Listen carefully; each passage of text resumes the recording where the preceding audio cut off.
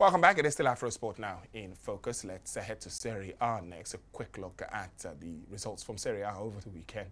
And Napoli's 1-1 draw with Inter, the defending champions, on Sunday, ensured that the top 5 teams in that league are currently separated by just a single point. If we can get those results, I don't think we have those results. Napoli, 12 games played so far in Serie A as we speak.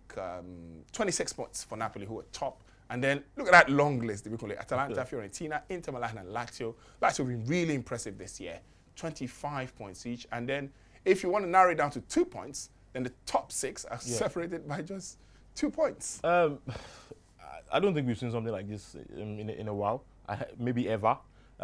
These are teams that are really at the top of their game. One team that actually surprises me in the top 4 is Fiorentina. You know, started the season a bit poorly, then all of a sudden they just picked up. I think they are currently on an 8-game unbeaten one in Serie A.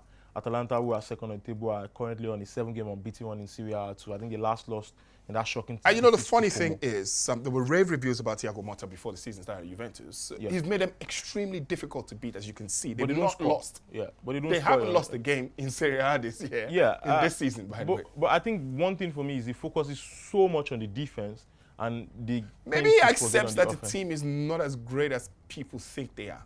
True, because it's a very young group of guys. You know, Kieran Yildiz, Timothy Ware. These guys are really, really young. So I think what you said is correct. But again, it's Juventus, it's the old lady. People expect them to win these games. You see games where goalless draws, 1-1 draw, they are up 2-1 and the opposition nicks it 2-2. So it's been a bit disappointing for me from them. But Lazio, Fiorentina, Atalanta, they've been fantastic this season. Lazio are 5 to 25 points. I think they also top the Europa League table. Atalanta, brilliant this season. Ever since they lost that game against Como, which I thought they should have won, they haven't dropped a point. And the team I feel like should, and this is not, I don't have any agenda against Napoli, but I've watched them play a few times, and you can still tell that Antonio Conte's mark is still gradually getting on the team. They're not particularly there yet. Yeah. He says it in every press conference that Romelu Lukaku hasn't particularly integrated, and he will integrate.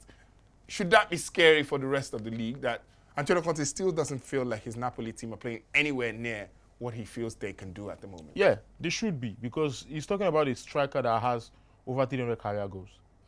People might say whatever it is they want to say about Lukaku, but one thing you cannot take away from him is he's a proven goal scorer. He is a proven goal scorer. You know, Lukaku gets you goals. So if a manager says, oh, his fingerprint is not totally on the team yet, and they are top of Serie A, coming from where they finished off last, I think they finished about 9th or 8th last season, then others should be scared too. Don't forget that at the moment they are getting goals from everywhere. Di Lorenzo tends to pop in once in a while. Former Man United midfielder Scott McTominay scores once in a while. So Billy Gilmore playing that game also. Yeah, you know, Cavadona too is there, you know, scoring goals. So I think it's a great thing for them that their main marksman is not scoring, but the goals are coming in from everybody. And if we can take a quick look at that table, Roma lost, by the way, to Bologna over the weekend, and that's probably one of the stories out of Serie A this weekend. Roma are currently 12th, I think, in Serie A. And they sacked their coach too after 12. Yeah, Ivan Juric, he was sacked at the end of that game. When they let Daniele De Rossi leave, I didn't think they was in a bad place, to be honest. But other than Ivan Juric, they did invest in the team a lot, brought in some really good players. What's gone wrong at Roma? I think sometimes it just doesn't work.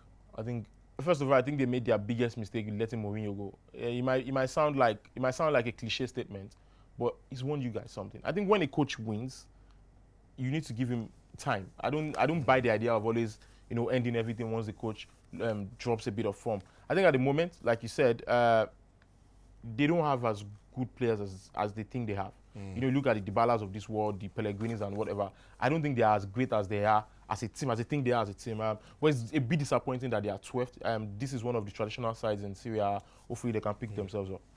All right, so we'll keep it very, very close if you can, or put it on Serie A. It is this league to watch this season. Just look at that. The top 6 are separated by 2 points, and top 5 separated by just 1 point. It promises to be huge when Serie A returns after the international break.